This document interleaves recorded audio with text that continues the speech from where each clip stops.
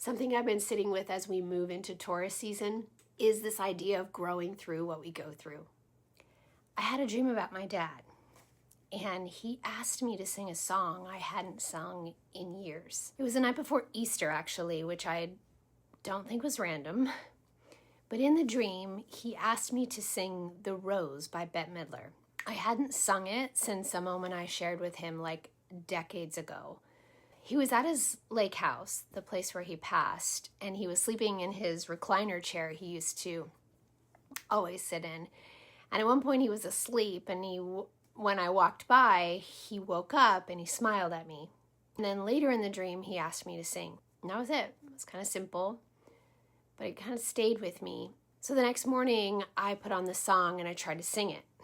And I couldn't even get through without crying. It wasn't just emotion. It was like something in me had been held for a long time, finally had space to move. There's a line in that song that really seemed to hit me. The soul afraid of dying that never learns to live. I just sat with that and let the emotion that came up wash over me. Because when I really look back at my life, I could feel how much of my experience, especially when it comes to love, has been shaped by a kind of quiet fear. Not always obvious or conscious, but there. And I started thinking about the relationship I had with my dad. And the part of me that always felt this deep hunger for his love more fully, or even to just hear the words from him, which he never said. Without longing, that sensitivity, and that desire to feel loved and seen and safe to fully relax into myself and love myself, that doesn't just disappear as we grow up. Even when we take steps to try and heal from our past pains, it shapes how we open up, how we trust, and how we love others. And many of us carry this kind of wounding in different ways, whether we realize it or not. It doesn't just come from obvious experiences. It can be subtle. What this song brought up for me wasn't just the pain of that, but the realization that I don't have to keep living from it in the same way. There's another line in the song. I say love, it is a flower, and you, its only seed. And that shifted something in me too, because for a long time, love felt like something I had to reach for or something outside of me, something I hoped to receive. And even when I did receive it from my husband and my son, as I became a wife and mother, I realize now that there was still this subtle unconscious belief that I had to earn it rather than just receive it, because that's the deeper wound I was living from. But what if love isn't something we wait for or have to work for? What if it's something that's always been within us? And even when we didn't feel it reflected back in our earliest childhood imprinting. The last verse talks about winter and the seed beneath the snow, and how with the sun's love, it becomes the rose in the spring. And that kind of hit me personally too, because I was born in February in the winter. I could feel how much of my early emotional experience felt like that. Like something alive beneath the surface, but not fully seen or nurtured. And yet, that seed was never gone. And now, as I'm moving through this time in my life, post-Chiron return, and at the closing of Chiron's transit through Aries, I can feel something closing and opening in myself. Something evolving in a new way. It was really interesting and validating for astrology and divine timing and my work even, is that astrologically it all lines up like in the perfect way, precisely in the perfect way. We just moved through the Aries new moon, which was conjunct Chiron. And for me, activating my Mars and Aries in the 10th house. So Mars is our expression, our right to exist and take up space. And Chiron brings us into contact with those places and spaces that haven't felt safe or fully supported. And at the same time, transiting Saturn is approaching my natal Chiron in Aries, which is all about maturing that wound, learning how to hold my own authority without needing it from someone else. Hence inspiring all my talk about healing and building inner authority. And then there's Uranus sitting on my Saturn at 29 degrees Taurus, which is a breaking up old structures, especially the ones we inherited, the ones we didn't even realize we were carrying. And for me, because it's Saturn, a lot of this is tied to the father line and what I learned about love and safety and responsibility and being seen and loved in relationships. So this dream and this song, this emotional release, the timing astrologically, I'm feeling and walking through this big shift myself in real time. And I wanted to offer my experience as just an example of how this energy could be guiding you on your own evolutionary path too, and into that next stage of standing in your higher self and your inner authority in your life.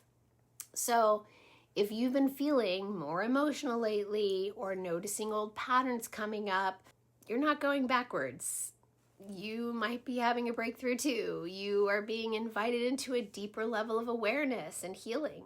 This is the kind of energy that brings things to the surface. It's not to overwhelm us, but to help us work with them consciously.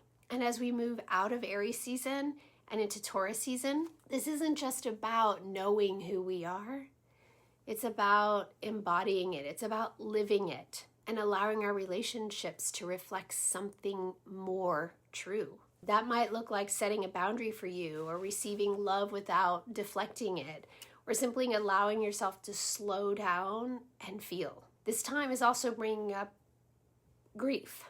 My dad passed on April 28th, 2023, and so we're coming up on the 3-year anniversary. And over the past few years, I've been doing deep work around healing the father archetype. And what I've come to see is that this isn't just personal. It's something many of us carry in different ways.